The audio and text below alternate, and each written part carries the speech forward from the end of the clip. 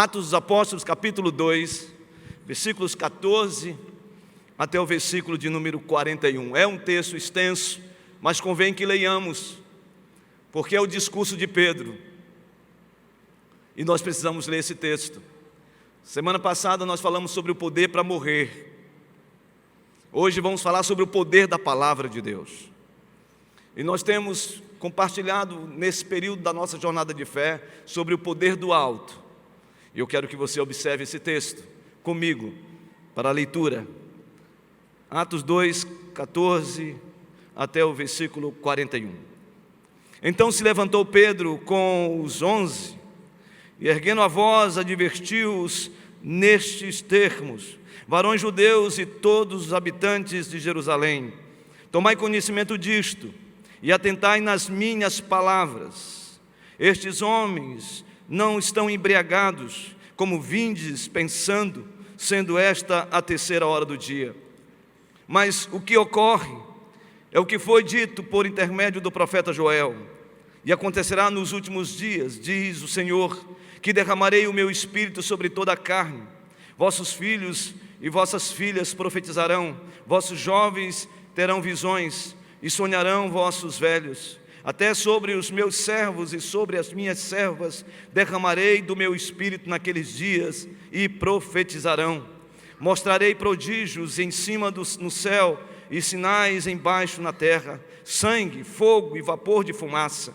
O sol se converterá em trevas e a lua em sangue, antes que venha o grande e glorioso dia do Senhor. E acontecerá que todo aquele que invocar o nome do Senhor será salvo. Varões israelitas, atendei a estas palavras. Jesus, o Nazareno, varão aprovado por Deus diante de vós com milagres, prodígios e sinais, os quais o próprio Deus realizou por intermédio dele entre vós, como vós mesmos sabeis, sendo que entregue pelo determinado desígnio e presciência de Deus, vós o matastes, crucificando por mãos de iníquos, ao qual, porém, Deus ressuscitou, rompendo os grilhões da morte, porquanto não era possível fosse ele retido por ela. Porque a respeito dele diz Davi: diante de mim via sempre o Senhor, porque está à minha direita, para que eu não seja abalado. Por isso se alegrou o meu coração, e a minha língua exultou. Além disso, também a minha própria carne repousará em esperança. Por quê? Porque não deixarás a minha alma na morte, nem permitirás que o teu santo veja a corrupção. Fizeste-me conhecer os caminhos da vida, encher-me-ás de alegria na tua presença. Irmãos, seja-me permitido dizer-vos claramente a respeito do patriarca Davi, que ele morreu e foi sepultado, e o seu túmulo permanece entre nós até hoje. Sendo, pois, profeta, e sabendo que Deus lhe havia jurado de um dos seus descendentes se assentaria no seu trono, prevendo isto, referiu-se à ressurreição de Cristo, que nem foi deixado na morte, nem o seu corpo experimentou corrupção. A este Jesus Deus ressuscitou, do que todos nós somos testemunhas. Exaltado, pois, à destra de Deus, tendo recebido do Pai a promessa do Espírito Santo, derramou isto que vedes e ouvis. Porque Davi não subiu aos céus, mas ele mesmo declara: disse o Senhor ao meu Senhor: assenta-te à minha direita, até que eu ponha os teus inimigos por estrado dos teus pés. Esteja absolutamente certa, pois toda a casa de Israel, de que este Jesus, que vós crucificastes, Deus o fez Senhor e Cristo. Ouvindo eles estas coisas, compungiu-se-lhes o coração e perguntaram a Pedro e aos demais apóstolos: que faremos, irmãos?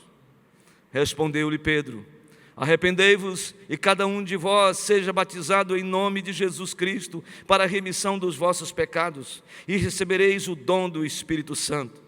Pois para vós outros é a promessa, para vossos filhos e para todos os que ainda estão longe, isto é, para quantos o Senhor nosso Deus chamar. Com muitas outras palavras deu testemunho e exortava-os, dizendo: salvai-vos dessa geração perversa. Então os que lhe aceitaram a palavra foram batizados, havendo um acréscimo naquele dia de quase 3.000 pessoas. Amém? Vamos orar.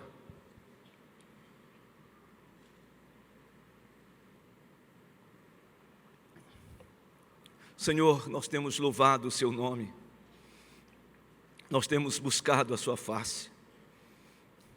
Agora ilumina a nossa mente, o nosso coração, move a Sua igreja a entender a Sua palavra. Faz com que, ó Deus, nossos corações estejam sedentos de ouvir a Sua voz, a voz que troveja sobre as muitas águas. Peço, Senhor, que Tu fales com cada um de nós aqui, e que o Senhor ministre no nosso coração, que o Senhor edifique nossas vidas, e que saímos daqui cheios do Seu Espírito Santo. Nós agradecemos, Deus, pela Sua palavra, que somente a Sua mensagem seja a mensagem que troveja, que impacta, que transforma, que nos alcança para a glória do Seu nome. Em nome de Jesus. Amém.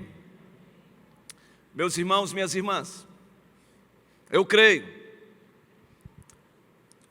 que esta leitura que fizemos, o discurso do apóstolo Pedro, é o maior sermão evangelístico da história. Eu creio que esse sermão é o sermão mais poderoso, que ecoa, que reverbera sobre o Cristo e a sua obra. Por isso eu creio que esta mensagem do apóstolo Pedro é uma mensagem cristocêntrica. Jesus sendo o centro de toda a mensagem, de toda a palavra. Eu quero fazer um recorte com você hoje aqui. Eu quero pensar com você nesta noite, olhando o contexto, à luz da palavra de Deus, desse texto que nós lemos, falando a respeito dos 40 dias de Jesus Cristo ressurreto, após a sua ressurreição, com o corpo já glorificado, e durante 40 dias ministrando aos seus discípulos a respeito da sua ressurreição, e também da sua ascensão, e por que não dizer, da sua exaltação. A palavra do Senhor diz claramente, de que o Senhor Jesus fala aos seus discípulos, em Lucas capítulo 24, 49, permanecei na cidade, até que vocês sejam revestidos de poder. Esta palavra que Jesus disse aos seus discípulos, já no ocaso do seu ministério, com os seus discípulos, durante 40 dias, com o corpo glorificado, e ministrando às suas vidas, ele também disse a eles, em Mateus capítulo 28, versículo 16 a 20, toda autoridade me foi dada no céu e na terra, ide, portanto, fazei discípulos. Em outras palavras, ao vocês estarem indo, façam discípulos a todas as nações, batizando-os em nome do Pai, do Filho e do Espírito Santo, ensinando-os a guardar todas as coisas que vos tenho ordenado. E o texto termina dizendo assim, no versículo 20 do capítulo 28 de Mateus: e eis que estou convosco todos os dias, até a consumação do século. Jesus fala isto aos seus discípulos: permanecei na cidade, toda autoridade me foi dada no Monte das Oliveiras. Já são as suas últimas palavras. Palavras que ele disse em Atos capítulo 1, versículo 8: mas recebereis poder ao descer sobre vós o Espírito Santo, e sereis minhas testemunhas, tanto em Jerusalém, Judeia, Samaria e até os confins da terra. E Jesus diz a eles: permaneçam na cidade, fiquem na cidade de Jerusalém. E os discípulos estão exatamente em Jerusalém. Eles estavam no Monte das Oliveiras. E então eles descem com essa palavra, com essa ordem imperativa do Senhor Jesus, atravessam o vale de Cedron e entram exatamente em Jerusalém. E eles vão para um cenáculo, uma casa onde tem uma sala um pouco mais no alto, onde eles se reuniam.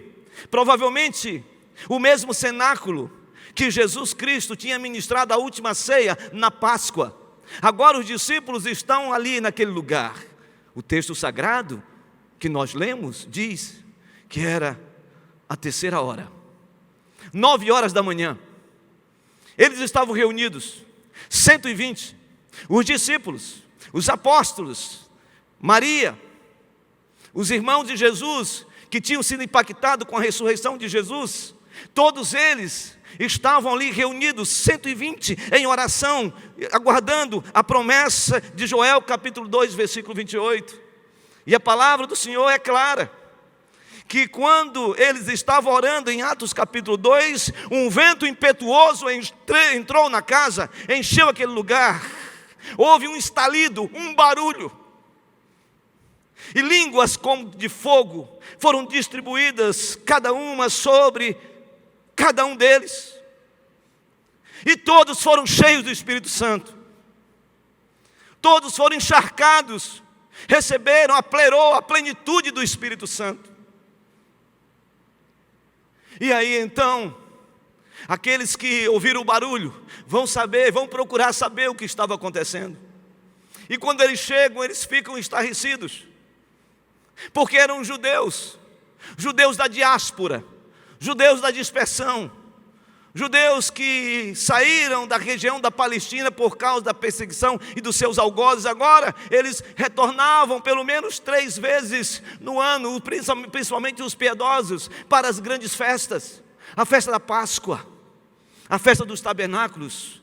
Nesse momento era a festa de Pentecostes, e eles estavam ali em oração, buscando a presença, e todos viram e ficaram em estado de perplexidade, porque eles estavam entendendo o que estava acontecendo.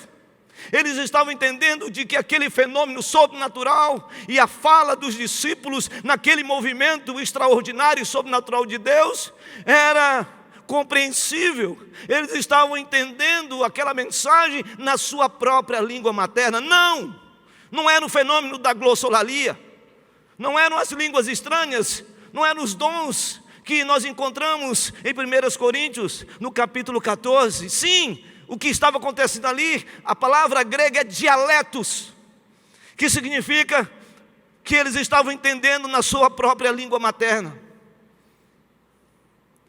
Eles estavam entendendo o que estava acontecendo, e todos estavam ali sendo tocados, ministrados, não só os da dispersão, mas também aqueles que residiam em Jerusalém e aqueles que viviam na circunvizinhança de Jerusalém. Era festa, e eles ficaram ali, e 3 reações nós encontramos no texto. A primeira reação foi: o que isso? O que é isto? O que está acontecendo? Essa foi uma reação de perplexidade, de uma certa incredulidade. Mas outros começaram, de certa maneira, a zombar. São galileus da Galileia, judeus da Galileia, gente da terceira classe, porque os judeus da Judeia tinham esse senso de discriminação e preconceito contra os judeus da Galileia, e portanto o texto sagrado dá essa ideia de que eles estavam menosprezando aqueles judeus, aqueles galileus, esses discípulos que estavam experimentando o derramamento do Espírito. Mas há um terceiro grupo nesse texto, que achavam que eles estavam embriagados, que achavam que eles estavam bêbados, que eles tinham passado por um processo de bebedice e estavam ébrios. Pedro se levanta nesse momento. É nesse momento que Pedro se levanta em nome dos apóstolos. É nesse momento que o apóstolo Pedro se posiciona e prega o sermão mais contundente da história. E ele levanta-se para falar do poder da palavra de Deus. Ele se levanta para falar sobre o maior discurso que impactou e continua impactando a nossa geração. E quando eu leio esse texto, eu pelo menos vejo dois grandes argumentos que eu quero compartilhar com você nesta noite. O primeiro argumento que Pedro usa no discurso do versículo 14 até o versículo 21 é sobre os acontecimentos, o que havia acontecido ali no cenáculo. Ele faz uma espécie de flashback. É como se ele traz à memória, de maneira lúdica, o pensamento a respeito do que estava acontecendo ali dentro do cenáculo com o derramamento do Espírito. E a primeira coisa que ele diz é: nós não estamos bêbados. Nós não estamos embriagados. Era 9 horas da manhã. O judeu piedoso, o judeu que ia para as festividades, para celebrar a festa dos tabernáculos, a Páscoa e também o Pentecostes, eles estavam num processo de jejum, eles estavam abstêmicos no sentido de não beber bebida pesada.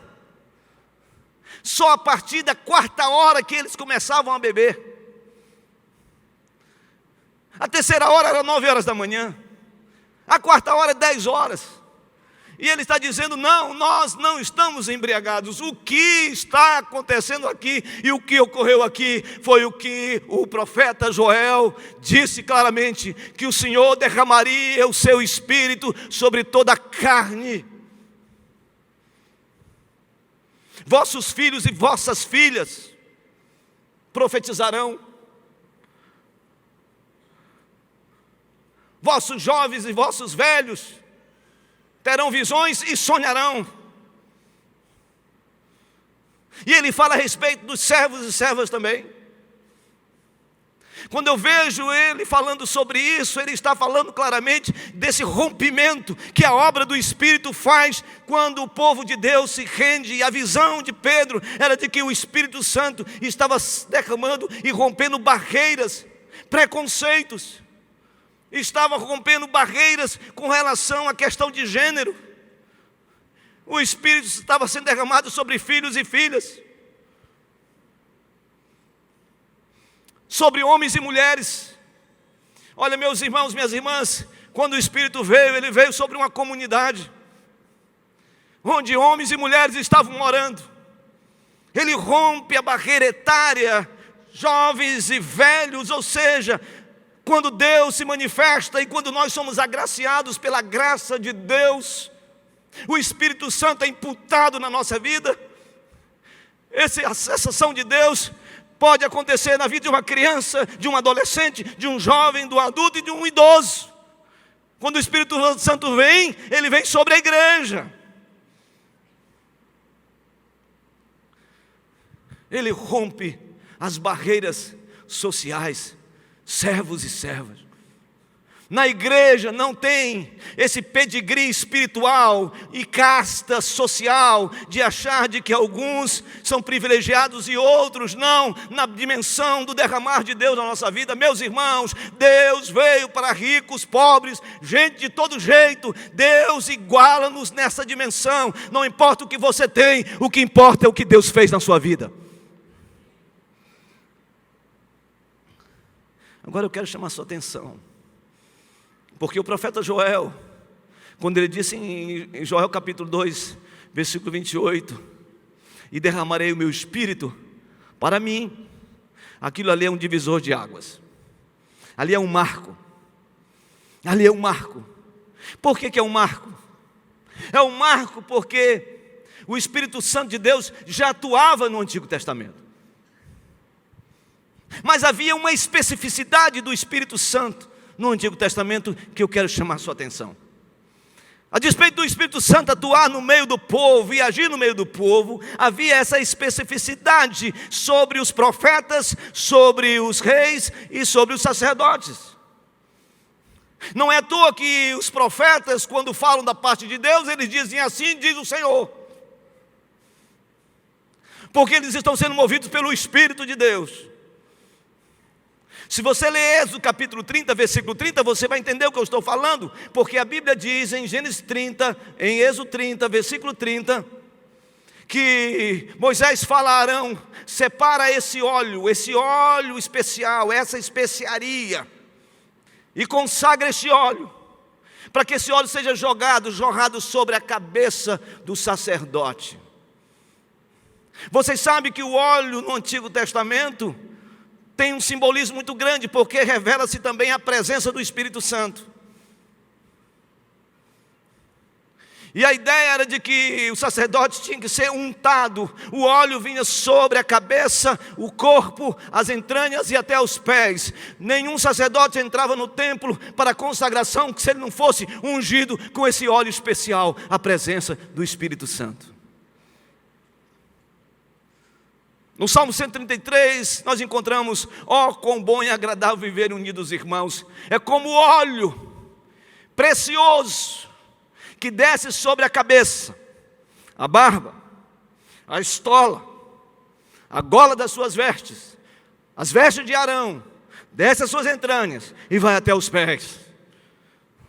Ou seja, quando o Espírito Santo era derramado na vida desses homens, com a especificidade, com o objetivo, com o propósito, esses homens tinham que estar cheios, completo e repleto da presença de Deus. Eu quero fazer aqui uma analogia da fé. 1 de Pedro, capítulo 1, versículo 2, capítulo 2, fala claramente isso. 1 de Pedro, capítulo 2, fala em uma das expressões do apóstolo, ele diz claramente: vós sois raça eleita, vós sois nação santa, vós sois sacerdócio real. Sacerdócio real. Quando nós fomos alcançados pela graça de Deus, todos nós recebemos o Espírito Santo.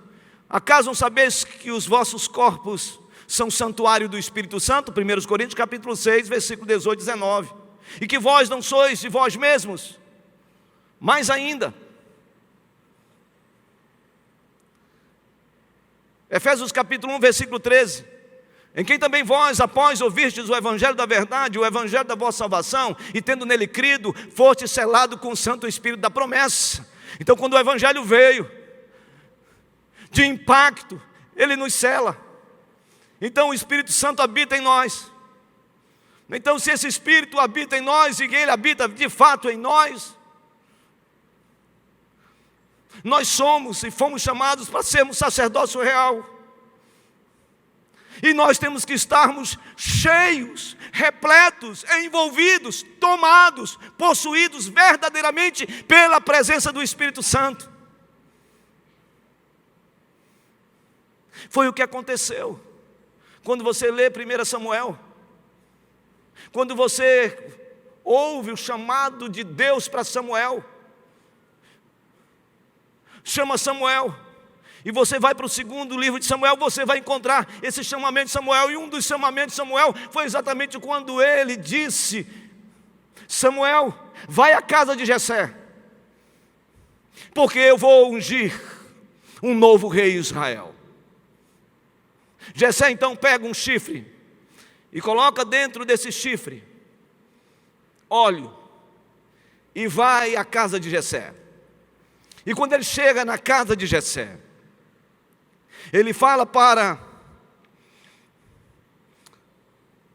ele deixa claro isso: Jessé, eu vim ungir um dos teus filhos.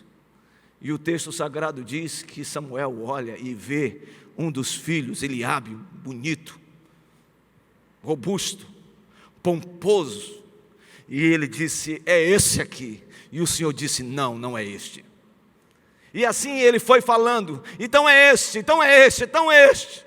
E o Senhor chega um momento e diz: Samuel, para. Eu não vejo como o homem vê. O homem vê o exterior, eu vejo o interior. O homem vê o exterior, eu vejo o coração.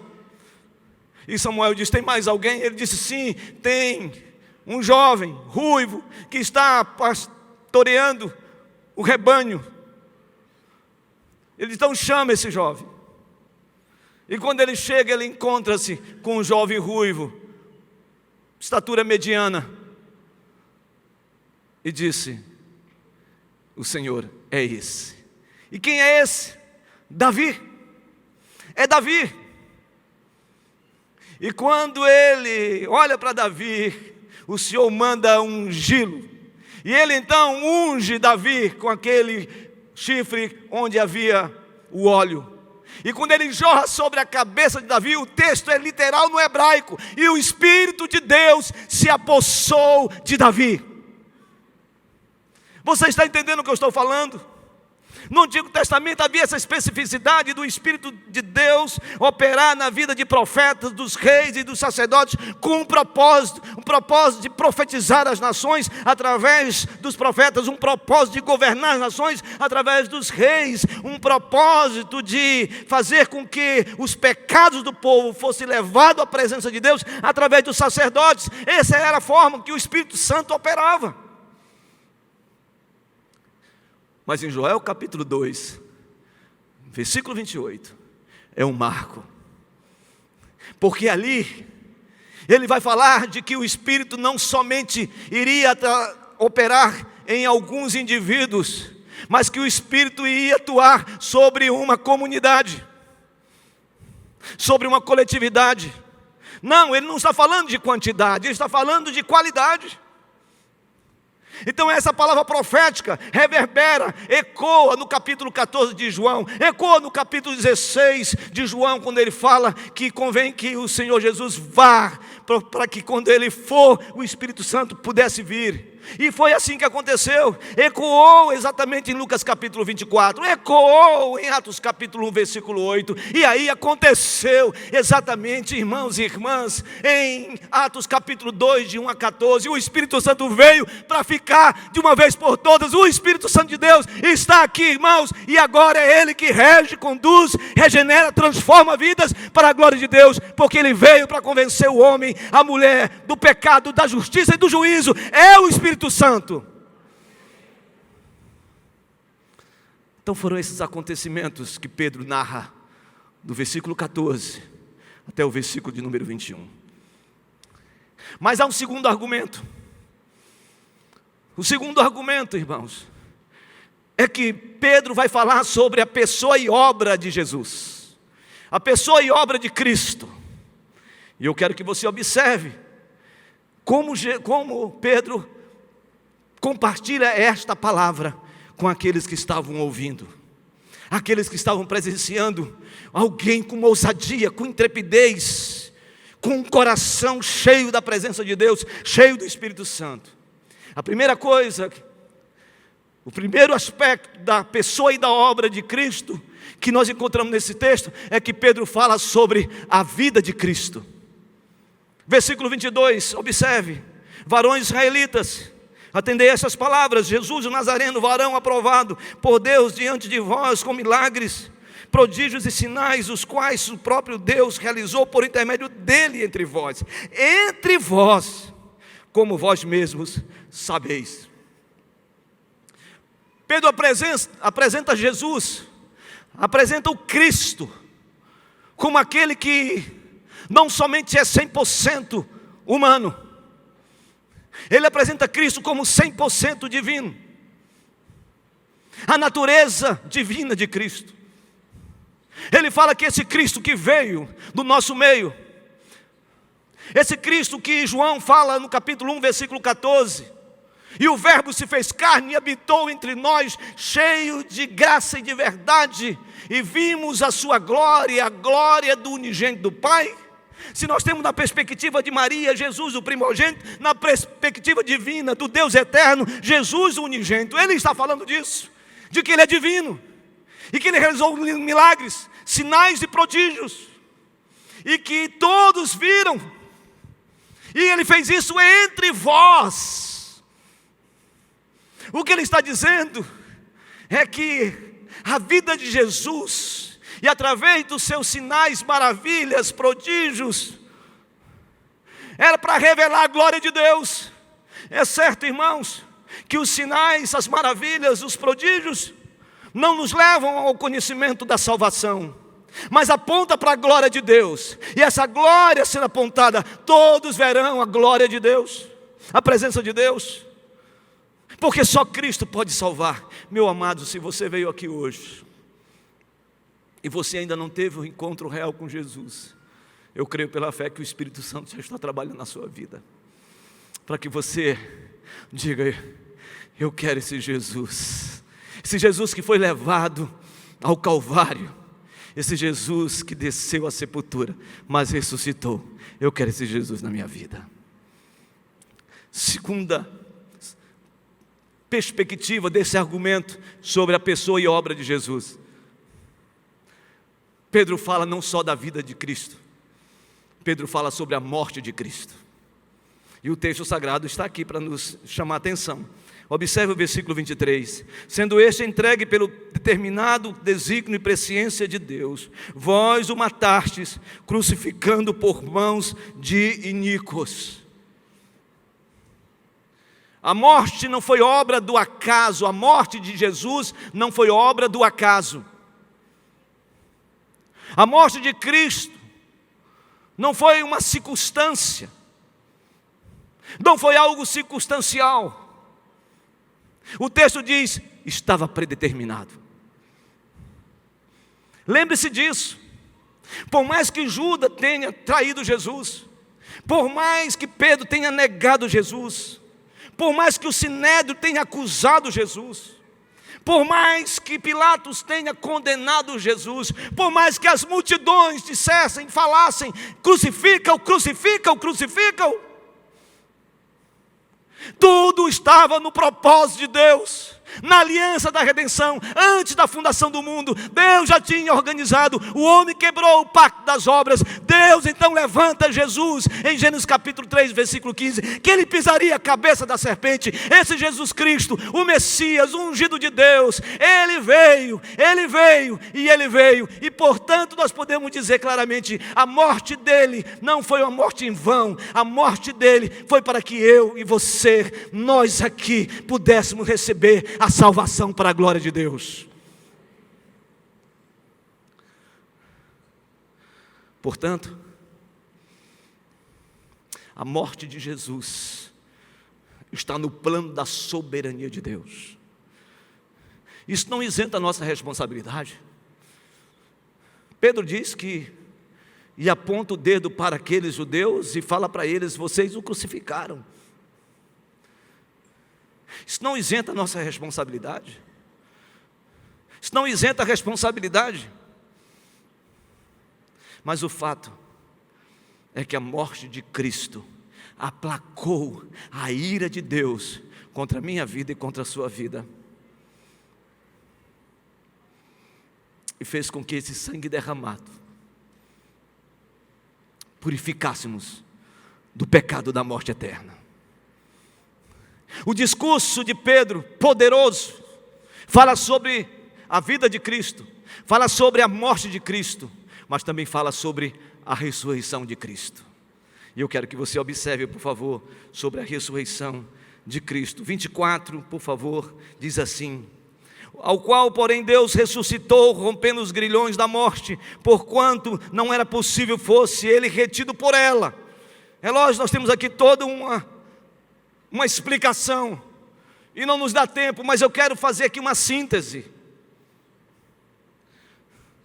Pedro fala sobre a ressurreição de Jesus. Esse impacto é fundamental na vida daqueles que estavam ouvindo, porque Pedro estava chamando a atenção daqueles que viram o que aconteceu com Jesus pós-sepulcro. Maria foi e contemplou o Mestre ressurreto. As mulheres foram e contemplaram o Mestre ressurreto.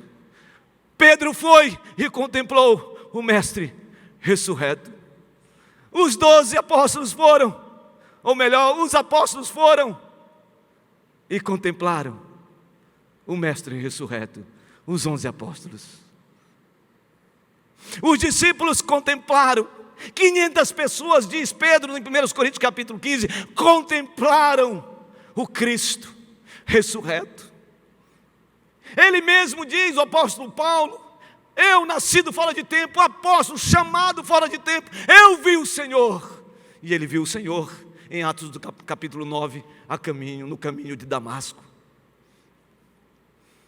Ele está dizendo: Cristo ressuscitou. E se Cristo ressuscitou, não ressuscitou, é vã nossa fé, é vã nossa pregação. Mas Ele ressuscitou.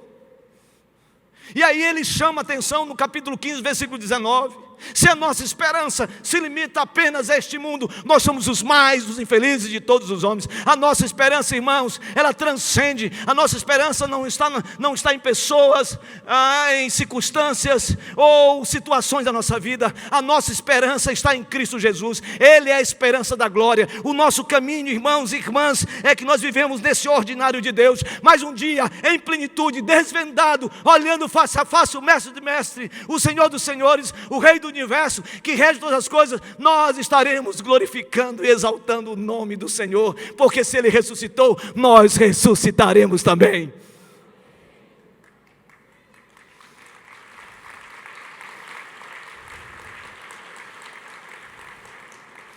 Pedro continua o seu discurso, e o seu discurso agora não é mais sobre a morte de Jesus, nem sobre a vida de Jesus, e nem sobre a ressurreição de Jesus. Pedro vai falar para aquelas pessoas sobre a exaltação de Jesus. A exaltação de Jesus. Versículo 29, por favor. Irmãos, seja-me permitido dizer-vos claramente a respeito do patriarca Davi, que ele morreu e foi sepultado, e o seu túmulo permanece entre nós até hoje. Sendo, pois, profeta e sabendo que Deus lhe havia jurado que um dos seus descendentes se assentaria no seu trono, prevendo isto, referiu-se à ressurreição de Cristo, que nem foi deixado na morte, nem o seu corpo experimentou corrupção. A este Jesus Deus ressuscitou, do que todos nós somos testemunhas, exaltado, pois, à destra de Deus, tendo recebido do Pai a promessa do Espírito Santo, derramou isto que vedes e ouvi. Porque Davi não subiu aos céus, mas ele mesmo declara: disse o Senhor ao meu Senhor, assenta-te à minha direita, até que eu ponha os teus inimigos por estrado dos teus pés.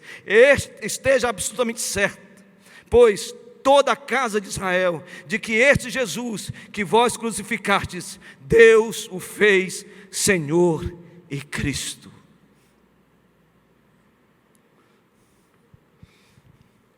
Pedro está citando o salmista. Ele está citando de que a fala de Davi sobre o seu reinado davídico, o trono, a raiz de Davi, não estava se falando claramente a respeito do próprio Davi, a respeito da ressurreição e da exaltação. Porque Davi experimentou a corrupção, porque Davi morreu. Quando Pedro fala sobre isso, já havia 1000 anos do que tinha acontecido. Mas o que ele estava dizendo é: o que Davi está declarando é a respeito daquele que viria da raiz de Davi, do tronco de Davi. Ele está falando a respeito de Cristo Jesus. Ele está falando desse Cristo Jesus, que foi estendido na cruz, desceu à sepultura e ressuscitou. Ele está falando de que ele inaugura esse processo de imortalidade na perspectiva mais plena. Ele está falando que ele foi assunto aos céus, e ele está à direita de Deus Pai Todo-Poderoso, Criador dos céus e da terra. Em outras palavras, quem governa, quem reina, quem rege as nações, quem é soberano sobre o universo, quem está à direita de Deus Pai Todo-Poderoso, quem está sentado no alto e sublime trono, é Jesus Cristo, o Rei dos Reis, o Senhor dos Senhores, o Messias, o ungido de Deus, aquele que veio e fez extraordinariamente, e emplacou e aplacou a ira vindoura sobre nós, fazendo com que nós experimentássemos a vida eterna. E agora, um dia, nós estaremos face a face com Ele, irmãos e irmãs. Nós estaremos face a face com Ele. E nós vamos dizer, e nós vamos declarar: a Ele a honra, a Ele a glória, a Ele o domínio, a Ele o poder, pelos séculos dos séculos. E a igreja diz: amém. Amém. Esta mensagem ecoou nos corações daqueles que ouviram. Esses dois grandes argumentos promoveu um impacto tão poderoso, que três aspectos, três implicações ocorreram. E isso começa no versículo 37. A primeira, uma interpelação, uma pergunta. A pergunta está no versículo 37, e observe, por favor: ouvindo eles estas coisas, compungiu-se-lhes o coração, e perguntaram a Pedro e aos demais apóstolos: o quê? Que faremos, irmãos? A palavra foi tão poderosa, a palavra foi tão impactante, que compungiu, os corações ficaram contritos, os corações estavam como se fossem espremidos por um poder tão extraordinário. Meus irmãos e irmãs, quiçá nesta noite esta palavra penetre poderosamente na nossa vida, penetre poderosamente no nosso coração, a ponto de dizermos: que faremos? Sim, não só para aqueles que ainda não conhecem a Cristo, mas também para aqueles que já o conhecem. Mas há um segundo aspecto dessa implicação, desses dois argumentos, que é uma exigência que Pedro prega aqui. E a exigência é essa, observe por favor, versículo 38. Respondeu-lhes Pedro: arrependei-vos, e cada um de vós seja batizado em nome de Jesus Cristo para a remissão dos vossos pecados, e recebereis o dom do Espírito Santo. Pois para vós outros é a promessa, para vossos filhos, para todos os que ainda estão longe, isto é, para quantos o Senhor nosso Deus chamar. Com muitas outras palavras deu testemunho, exortava-o dizendo: salvai-vos dessa geração perversa. A exigência é arrependimento. Se você ler Joel capítulo 2, antes do derramamento do Espírito, o profeta diz: promulgai um santo jejum, arrependam-se dos vossos pecados. E ele chama para uma santa assembleia, toquem trombetas, e chame os anciãos da igreja, os anciãos do povo, e chamem os jovens, chamem as mulheres, chamem as crianças, e arrependam-se. Não há avivamento, não há santidade, não há enchimento do Espírito Santo de Deus sem arrependimento. E talvez seja esse o nosso problema. Porque aqueles que estão aqui, que ainda não têm a convicção de salvação, hoje é o dia. Mas aqueles que já têm Jesus Cristo na sua vida, talvez também estejamos precisando de arrependimento. Chega, irmãos, de mensagem que adocicam o coração, mas não transforma. Chega de mensagem de teologia de prosperidade. Chega de mensagem com frases de efeito que não reverbera e não confronta o homem e a mulher com o pecado. Chega de mensagens para confortar corações de crentes mimados. É tempo de arrependimento. O dia do Senhor está chegando. É momento de nós fazermos verdadeiramente uma metanoia, uma mudança de mente, uma mudança de rumo, uma mudança de comportamento, uma mudança de atitude, de termos uma atitude diferente. Está na hora da igreja evangélica experimentar verdadeiramente um arrependimento. Nós estamos preocupados muito com a horizontalidade da vida. Nós estamos preocupados com muitas coisas e ouvimos muitas coisas, mas nós não estamos focados naquilo que é mais importante, o reino de Deus. O reino de Deus, nós somos peregrinos. Me chama a atenção o que diz Tiago na sua carta: e vós que dizeis que vamos à cidade tal, e lá ganharemos, e lá contrataremos, que vós pensais da vossa vida, a vossa vida é como a neblina, que aparece e se dissipa. Provérbios capítulo 37 diz: não te glories no dia de amanhã, porque não sabeis se trará luz. Significa que precisamos ter uma mudança verdadeira de vida. E esse texto é tão forte, essa mensagem é tão impactante do apóstolo Pedro para aquela gente toda, que o resultado está no versículo de número 41.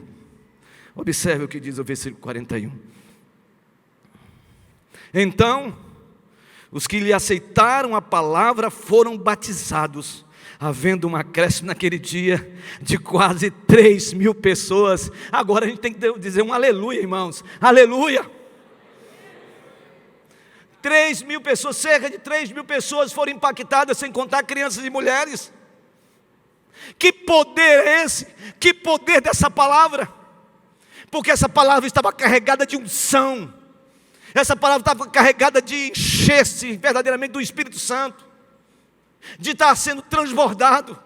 Oh irmãos, o meu desejo é que nós preguemos esta palavra, que os pastores preguem esta palavra, que os líderes de grupos familiares preguem essa palavra, que os líderes de ministérios dessa igreja preguem essa palavra, que os líderes de departamentos preguem essa palavra, vivam essa palavra, ruminem essa palavra e guardem no coração essa palavra transformadora. É isso que eu desejo nesta noite, e que essa mensagem faça isso para a glória de Deus. Quero concluir, mas eu quero concluir esta mensagem com oração, porque depois de nós ouvirmos essa palavra, ainda há essa expressão ecoando na minha mente, no meu coração, quando eu estava preparando e estava orando sobre esse texto. O que faremos, irmãos, agora? O que a gente deve fazer agora? O que a gente deve fazer é o seguinte: você que ainda não teve um verdadeiro encontro com Cristo, que você se renda hoje, que você venha aqui e confesse para Jesus que Ele é o Senhor e Salvador da sua vida. E que você que está aqui, que já é crente, que você possa abrir o seu coração e falar para Deus: eu quero me arrepender, eu quero pedir que o Senhor me ajude nesta causa, nesta área da minha vida. Por isso eu quero convidar você a ficar de pé, e nós vamos adorar a Deus. Nós vamos adorar a Deus com um cântico, que nós terminamos a adoração, o último cântico que nós cantamos, e nós vamos adorar a Deus. Mas antes disso, eu já quero convidar você que quer uma oração, irmãos, se quer uma oração, irmãos, não saiam. O Espírito Santo de Deus está aqui nesse lugar. Sua vida pode ser marcada hoje com a presença de Deus na sua vida. Se você quer uma oração, eu quero convidar você, pai, mãe, filho, filha, eu quero convidar você, casal, eu quero convidar você, jovem, adolescente, ao arrependimento. Eu quero convidar você, jovem, ao arrependimento. Eu quero convidar você, eu sou o primeiro a estar aqui, mas eu gostaria de convidar você para vir aqui na presença do Senhor e falar: Senhor Deus, que essa palavra se cumpra na minha vida hoje. E nós vamos adorar, e você já pode vir. Venha sendo movido pelo Espírito Santo, não por você mesmo, porque a gente não vem. Mas se Deus está movendo seu coração para uma oração, você pode chegar aqui na frente, pode encostar bem aqui, bem na frente. E não se preocupe, não se preocupe. O Senhor está aqui conosco, nesse lugar. E eu vou chamar os meus pastores e presbíteros, que venham aqui, estender as mãos sobre os nossos irmãos. Você quer uma oração em seu favor? Então venha. Alguém está te segurando? Solta a mão e vem. E venha. Venha. Venha. Deixa o Espírito Santo. Digno é o Cordeiro. O quê? Que foi morto. Você pode cantar fortemente? Santo, Santo, Ele Pode chegar, meu irmão. Pode chegar. um novo cântico ao que se assenta sobre o trono do céu. Nós vamos orar com os irmãos que estão ali. Se tem um líder de grupo familiar que está aqui, que quer ajudar na oração, se você conhece um amigo, uma amiga que está aqui, meu irmão, se você está com sua esposa, com seu esposo, olha para ele e diz assim: vamos lá orar. Vamos orar. E venha. Você que está aqui, venha. Venha. Sobre o trono do céu. É Deus que toca. Eu sei que não é fácil. Eu sei que não é fácil. Eu sei que não é fácil. Mas agora é dia de salvação. É de arrependimento. É de mudança de vida. Senhor, eu quero ser cheio do Teu Espírito. Eu quero ser cheio da Tua presença. E você sai. E você vem. Eu quero pedir aos líderes que estão aqui, encontrem irmãos aqui, se aproxime deles em oração.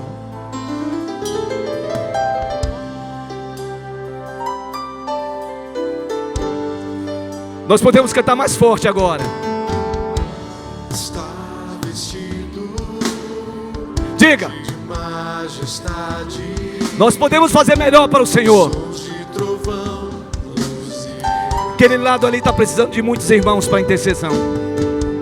louvores, honra e glória, Força e poder para sempre. Diga isso aí. Ao Que único Deus eternamente. Ó Espírito Santo. Santo, Santo, Santo, Deus Todo-Poderoso.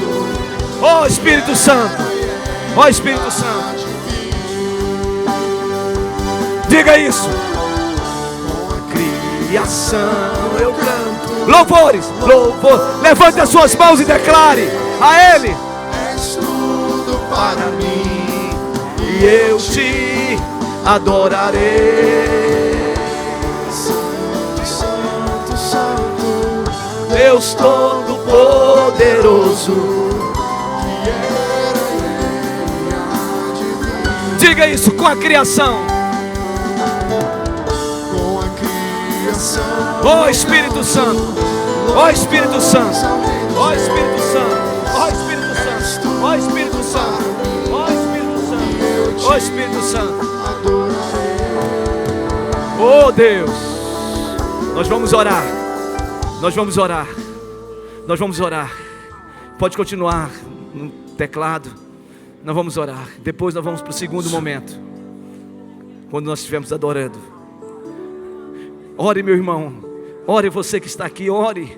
Fale mesmo, você que está. Fale com Deus. Você que está nesse lugar, fale com Deus. Fale com Deus. Coloca-te na brecha agora. Coloca-te. Senhor bendito, o Senhor está aqui nesse lugar conosco. O Senhor está sondando os nossos corações. Deus, em nome de Jesus, socorre, Senhor, os teus servos que precisam de socorro agora. Os teus filhos estão com as mãos levantadas aqui à frente, Senhor, dizendo: Senhor, socorre-nos. Tenha misericórdia de nós, Senhor. Deus, em nome de Jesus, venha levantar quem está prostrado. Senhor, em nome de Jesus, que o Teu Espírito Santo seja derramado sobre a vida dos Teus filhos e a vida deles seja mudada, transformada para a Tua glória e para o Teu louvor. Abençoa, Deus, em nome de Jesus. Mude a história desses homens e dessas mulheres. Mude a história de suas vidas. Transforme suas vidas. Abençoe suas vidas.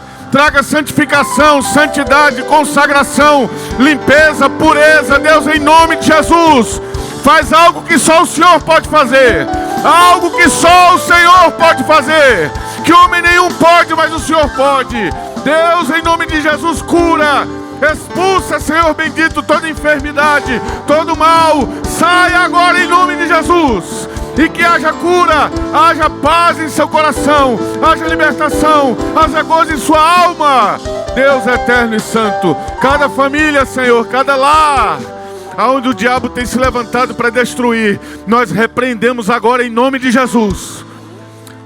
E dizemos ao inferno: saia, em nome de Jesus, saia dessas famílias, dessas vidas, saia, em nome de Jesus. E que a bênção do Senhor seja sobre o teu lar, sobre a tua família, sobre os teus negócios, sobre a tua empresa. Oh Deus, você que está precisando de um milagre, Senhor bendito, estende Deus a tua mão e abençoa. Faz, Deus, em nome Aleluia. de Jesus. Amém. Maravilhado.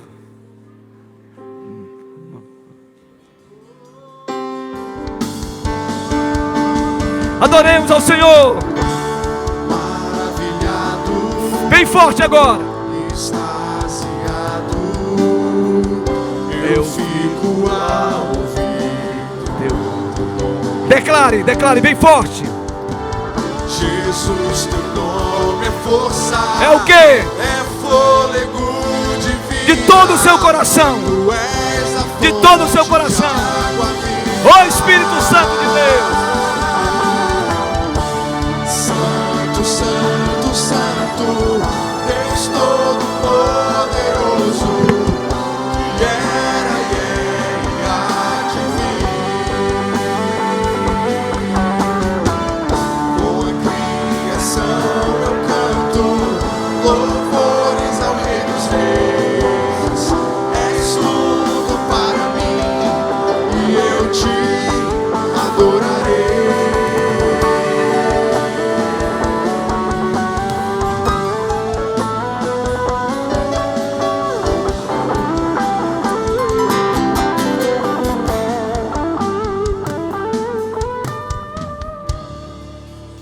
Oh Deus, oh Deus, oh Deus, oh Deus, oh Deus, que a graça do Senhor Jesus Cristo, o amor de Deus o Pai e as eternas consolações do Santo Espírito de Deus pouse sobre vocês, meus irmãos, minhas irmãs, hoje e para todo sempre.